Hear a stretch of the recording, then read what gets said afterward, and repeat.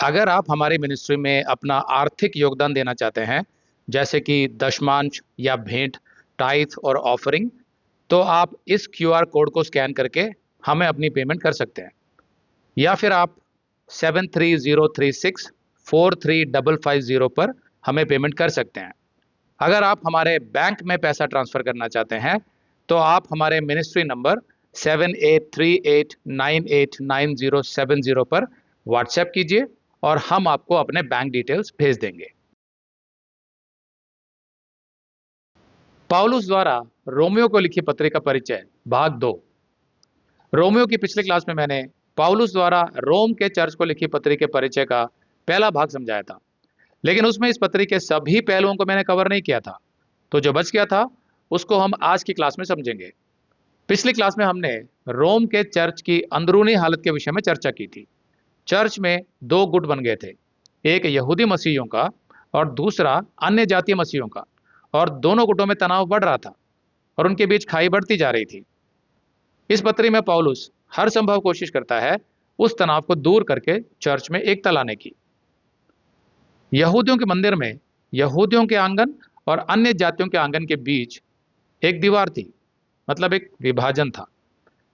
उस दीवार पर एक नोटिस लगा था, अन्य जाति नहीं, मतलब अन्य जातियों को यहूदियों के आंगन में प्रवेश करने की अनुमति नहीं थी। आपको याद होगा कि पौलुस को झूठा आरोप लगाकर गिरफ्तार कर लिया गया था कि वो अपने एक अन्य जातीय मित्र को अपने साथ मंदिर में ले गया था, जबकि पौलुस ने तो ऐसा कुछ नहीं किया था। लेकिन पौलुस ने इफिसियों के चर्च में यह अवश्य सिखाया था कि यहूदियों और अन्य जातियों के बीच की दीवार अब टूट गई है और यहूदी और अन्य जाति दोनों एक साथ मंदिर के उस स्थान में प्रवेश कर सकते हैं जिसमें पहले केवल यहूदी ही जा सकते थे। लेकिन पौलुस तो ये बात आत्मिक तौर पर समझा रहा था कि मसीह में यहूदी और अन्य जाति एक हो गए, लेकिन उसके इन्हीं उपदेशों के कारण उस पर झूठा आरोप लगाकर मंदिर में उसे गिरफ्तार कर लिया गया था, जिसके बाद मंदिर में दंगा भड़क उठा था। इसलिए यह विषय पौलुस के दिल में एक संवेदनशील विषय था कि रोम में यहूदी और अन्य जाति दोनों यीशु में विश्वास रखते हैं, फिर भी एक दूसरे के साथ इतने तनाव में क्यों हैं।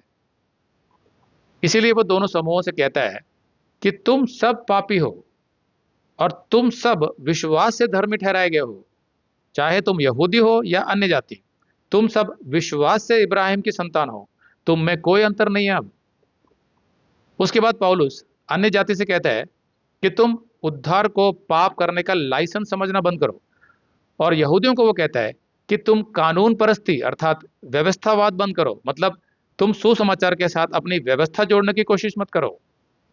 फिर 8वें अध्याय में पौलुस पवित्र आत्मा की स्वतंत्रता में प्रवेश करता है।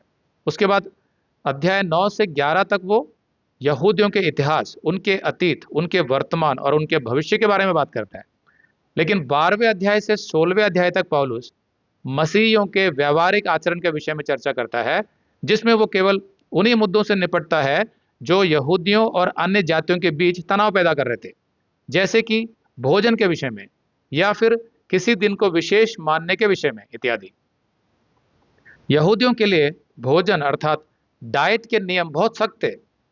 इसीलिए इस पत्री में पौलुस मूर्तियों को चढ़ाए जाने वाले भोजन का उल्लेख करता है, जिसको यहूदी तो छूते भी नहीं थे, लेकिन अन्य जातीय मसीहियों को उसे खाने में कोई आपत्ति नहीं थी। फिर पौलुस मसीहियों के विश्राम दिन से संबंधित विवाद से निपटता है, जो आज तक चल रहा है। यहूदी मसीहियों के लिए सब्त का दिन अर्थात शनिवार ही विश्राम दिन था, लेकिन अन्य जातीय मसीही इतवार को संगति के लिए एकत्रित होते थे, क्योंकि यीशु का पुनरुत्थान इतवार को हुआ था। फिर पिन्तेकुस्त के दिन इतवार को ही पवित्र आत्मा उड़ेला गया था, संडे को। इसलिए इतवार मसीहियों के लिए उत्सव का दिन था। लेकिन ध्यान देने वाली बात यह है कि आरंभिक कलीसिया में इतवार को कभी भी विश्राम दिन नहीं माना जाता था, भले ही वो संगति के लिए एकत्रित होते थे। तो यहूदी मसीहियों का विशेष दिन शनिवार था और अन्य जातीय मसीहियों का कोई विशेष दिन नहीं था, उनके लिए सब दिन बराबर थे। पौलुस ने समझाया कि ये तो उनकी अपनी पसंद और सहूलियत का मामला था, इसलिए जो कुछ भी वे करें प्रभु के लिए करें। अगर कोई किसी एक दिन को खास रखना चाहता है तो ठीक है, उसे प्रभु के लिए ऐसा करने दें, और अगर दूसरा कोई सभी दिनों को प्रभु का दिन मानता है तो वो भी ठीक है, वो ऐसा करने के लिए स्वतंत्र है। लेकिन जो भी करें प्रभु के लिए करें। पौलुस ने कहा, देखो, एक दूसरे का न्याय मत करो, परंतु प्रत्येक व्यक्ति अपने मन में पूरी तरह आश्वस्त हो जाए कि उसे क्या करना है। अब आज के चर्चों में भी ऐसे कई मुद्दे हैं जिनमें हमें लचीलेपन को अपनाने की आवश्यकता है कि हम एक दूसरे पर अपनी इच्छा जबरन ना थोपें, सिर्फ जो बाइबल में लिखा है उसी के विषय में सिखाएं या आदेश दें। लेकिन कोई भी अपनी ओर से ऐसे नियम ना बनाए जो शास्त्र में है ही नहीं, जैसे फरीसी बनाया करते थे। हम मसीहियों को एक साथ रहना सीखना होगा, हम में एकता होनी चाहिए। तो इसी तरह पौलुस यहूदी मसीहियों और अन्य जातीय मसीहियों से निपट रहा था ताकि उनके बीच में तनाव समाप्त हो सके। मैंने अपने एक संदेश में स्पष्ट रूप से समझाया है कि आरंभिक कलीसियाओं में इतवार कभी भी मसीहियों का विश्राम दिन नहीं था। यीशु से लगभग 300 साल बाद जब सम्राट कॉन्स्टेंटाइन सत्ता में आया तो उसने मसीहत को रोम का अधिकृत धर्म घोषित कर दिया। कुछ लोग कहते हैं कि कॉन्स्टेंटाइन ने मसीहत को खत्म होने से बचा लिया था, लेकिन सच तो यह है कि कॉन्स्टेंटाइन द्वारा स्थापित की गई मसीहत झूठी मसीहत थी, जिसको हम आज रोमन कैथोलिक चर्च के नाम से जानते हैं, जिसके तहत रोम के बहुत से नागरिकों को जबरन मसीही बनना पड़ा था और अपनी दुकानें और अन्य काम धंधे इतवार को बंद करने पड़े थे, और इतवार को विश्राम का दिन घोषित कर दिया गया था ताकि सभी मसीही विश्राम कर सकें। अगर आप ये संदेश पूरा देखना चाहते हैं तो आप इसे हमारे वेबसाइट hindiBiblestudy.com पर देख सकते हैं। ये वीडियो हमारे नवंबर के वीडियोस में अपलोड किया हुआ है, तो जिनके पैकेज में भी नवंबर का महीना शामिल है उनको ये वीडियो उनके माई अकाउंट में नवंबर के वीडियोस में मिल जाएगा। अगर आप हमारे वीडियो फोन पर देख रहे हैं तो अच्छी स्पीड के लिए कृपया गूगल क्रोम या मोजिला फायरफॉक्स ब्राउजर इस्तेमाल करें। तो इनको डाउनलोड करने के लिए आप प्ले स्टोर में जाएं और ऊपर गूगल क्रोम टाइप करें, फिर आप गूगल क्रोम ब्राउजर पर क्लिक करें और उसे इंस्टॉल करें। ये एकदम फ्री है।